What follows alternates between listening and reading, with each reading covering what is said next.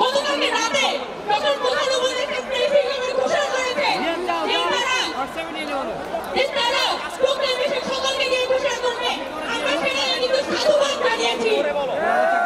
আমরা স্পষ্ট বলতে চাই, এই প্রোক্লেমেশন নিয়ে আমরা কালকে বলতে চাই না। আজকে 31শে ডিসেম্বর আমরা রীতিমতো বাধ্য হয়ে এখানে একত্রিত হয়েছি।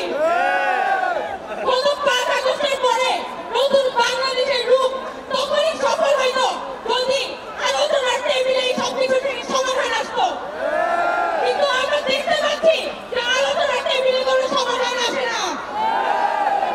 আমাদের জনগণের সমাধান শুধুমাত্র রাজপথ। আমরা বৈষম্য বিরোধী ছাত্র আন্দোলন খুব স্পষ্টভাবে বলে দিতে চাই, আওয়ামী লীগের বিচারের আগে কোনো নির্বাচন হবে না। আরেকটা কথা স্পষ্টভাবে বলতে চাই, আমাদের যারা শহীদ পরিবার আছে, আমাদের যারা আহত আছে, তাদের প্রতি ন্যায় বিচার হয় নাই।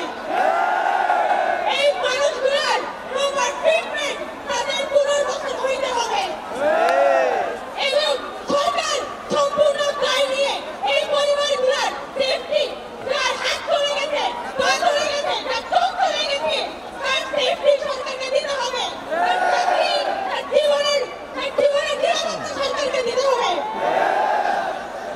খুব বেশি কথা বাড়াবো না, আমাদের অনেক বক্তা সামনে আছেন, কিন্তু আমরা বৈষম্য বিরোধী ছাত্র আন্দোলন খুব স্পষ্ট কথা বলতে চাই, যে জুলাই মরে যায় নাই। আমরা জুলাইয়ের স্পিরিট নিয়ে এখনো পর্যন্ত রাস্তায় আছি এবং আমরা কোনোভাবে সেই 90-এর মতো, সেই 71-এর মতো 24-তে ব্যর্থ হতে দিব না।